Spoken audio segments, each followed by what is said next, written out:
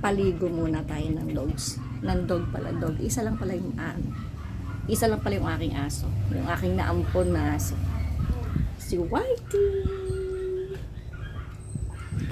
Liliguan ko muna siya. Liliguan ko siya nung kanyang shampoo na hindi natatanggal yung kuto. Wait lang.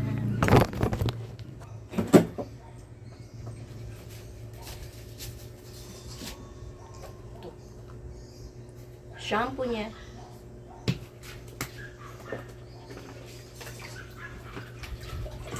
Ligo-ligo, Whitey.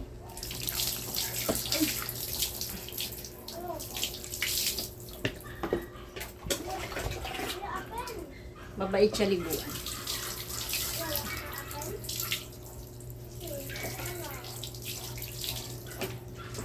Noong una natatakot ako kasi syempre hindi ko naman siya talaga aso.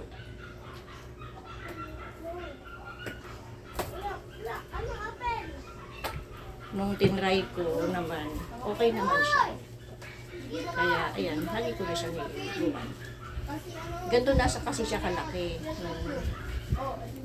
nung nakuha ko.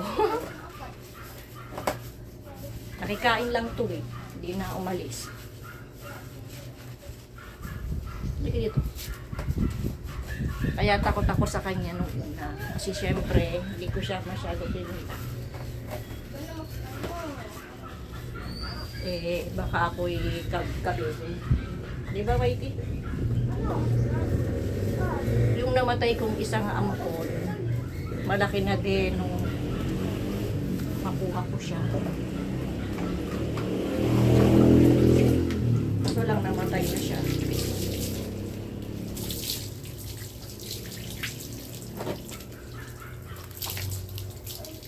Yung hindi na daw ako nag-stay kasi ako nun sa Valle Verde. Nagtatrabaho ako doon. Nung lagi niya akong hinahanap, tapos hindi niya ako nakikita.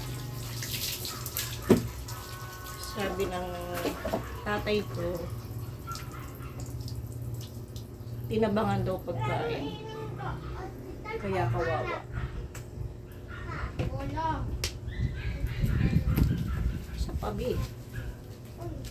Tapos eh, ang dami mong kuto. Ang dami pa niyang kuto.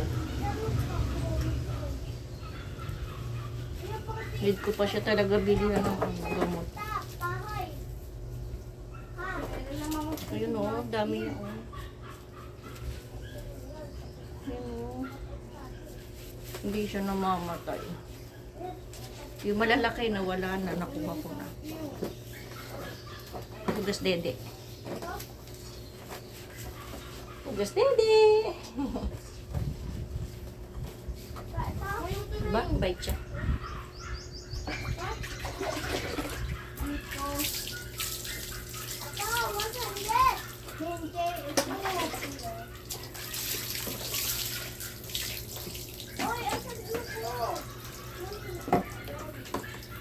Lapis ng mata ko.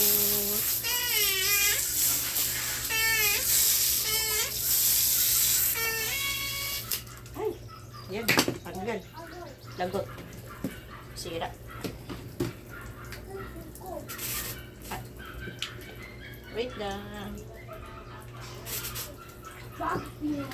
Sira. Ay, nahugot pala.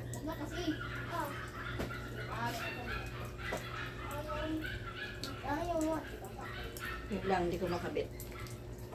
Taabok na lang, taabok. At baka lumayas pa itong aking talaga.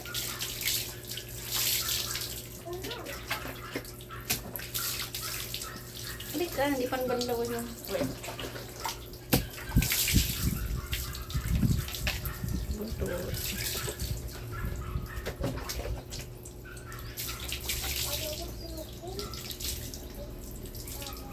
Very good. Tapos na siya maligo. Tatawel na.